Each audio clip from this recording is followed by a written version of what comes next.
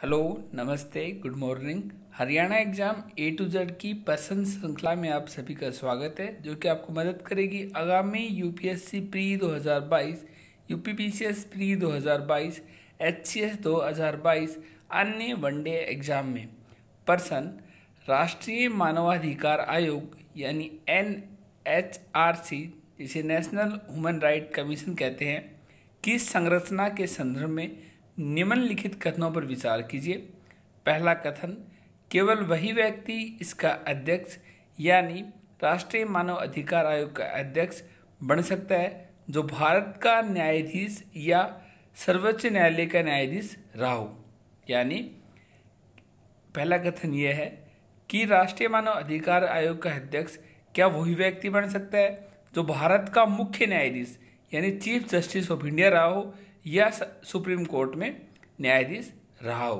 दूसरा कथन, सभी सदस्य 3 वर्ष की अवधि के लिए या 70 वर्ष की आयु तक पद धारण करते हैं।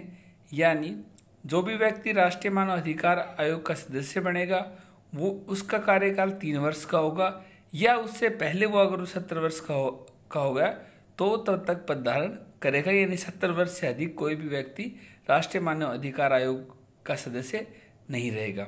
तीसरा कथन, अध्यक्ष या किसी सदस्य को पद से केवल राष्ट्रपति ही हटा सकता है।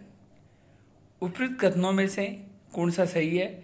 ऑप्शन ए केवल 1 और 2, ऑप्शन बी केवल 2, ऑप्शन सी केवल 3, ऑप्शन डी 1, 2 और 3।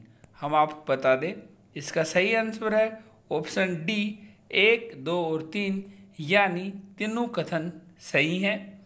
वह व्यक्ति ही राष्ट्रीय मानव अधिकार आयोग का अध्यक्ष बन सकता है जो भारत का मुख्य न्यायाधीश रहा हो यानी चीफ जस्टिस ऑफ इंडिया रहा हो, या सर्वोच्च न्यायालय का यानी सुप्रीम कोर्ट का न्यायाधीश रहा हो। हम आपको बता दें 2019 में इसमें अमेंडमेंट हुआ है NHRC में।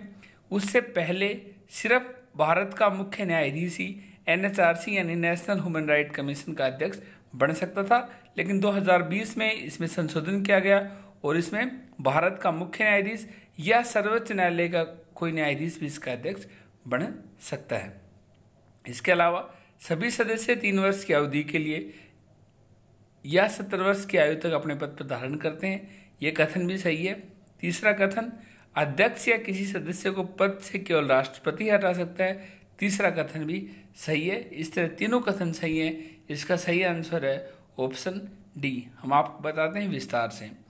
ये देश में मानव अधिकारों का प्रहरी है यानी राष्ट्रीय मानव अधिकार आयोग, यानी भारतीय संविधान द्वारा गारंटीकृत या अंतर्राष्ट्रीय अनुबंधों में शामिल और भारत में अदालतों द्वारा लागू कानून के तहत व्यक्ति के जीवन की स्वतंत्रता, समानता, गरिमा से संबंधित अधिकार शामिल है। मानव संरक्षण अधिकार 1993 के प्रावधानों के तहत 12 अक्टूबर 1993 को राष्ट्रीय मानव अधिकार आयोग की स्थापना की थी। हम आपको बता दें राष्ट्रीय मानव अधिकार कोई कॉन्स्टिट्यूशनल बॉडी नहीं है, ये नॉन कॉन्स्टिट्यूशनल बॉडी है, यानी ये एक वैधानिक आयोग है, ना कि कॉन्स्टिट्यूशनल आयोग है। इसकी स्थापना 1993 में और 1993 में भी 12 अक्टूबर 1993 में की गई थी। अब तक इसमें 2 बार संशोधन हो चुके हैं। 1993 के बाद 2006 में संशोधन हुए और अभी हाल ही में 2019 में 20 में संशोधन हुए, जिसके बाद इसका अध्यक्ष मुख्य न्यायाधीश के अलावा न्यायाधीश भी कोई भी सर्वोच्च न्यायालय का इसका अध्यक्ष बन सकता है। इसके अलावा ये पेरिस सिद्धांतों के अनुरूप स्थापित किया गया था, जिसे पेरिस में मानव अधिकारों के प्रचार और संरक्षण के लिए अपनाया गया था। दिसंबर 1993 में संयुक्त राष्ट्र महासभा द्वारा अनुमोदित किया गया था। यह एक बहुसदस्यीय निकाय है जिसमें एक अध्यक्ष और 4 सदस्य होते हैं। ऐसा व्यक्ति जो भारत का मुख्य न्यायाधीश या सर्वोच्च न्यायालय का न्यायाधीश रहा हो वो इसका अध्यक्ष होता है। इस तरह पहला कथन सही है। हम आपको बता दें यह एक बहुसदस्यीय निकाय है, यानी इसका एक अध्यक्ष होता है और 4 सदस्य होते हैं। इसके अलावा इसके अध्यक्ष और सदस्यों की नियुक्ति राष्ट्रपति द्वारा प्रधानमंत्री की अध्यक्षता वाली 6 सदस्यीय समिति करती है। उस समिति में प्रधानमंत्री सहित लोकसभा के अध्यक्ष, राज्यसभा के उपसभापति न कि सभापति, संसद के दोनों सदनों के मुख्य विपक्षी नेता तथा केंद्रीय गृह मंत्री शामिल हैं। इन्हीं की सिफारिश के आधार पर की जाती है राष्ट्रीय मानव अधिकार आयोग के सदस्यों की नियुक्ति।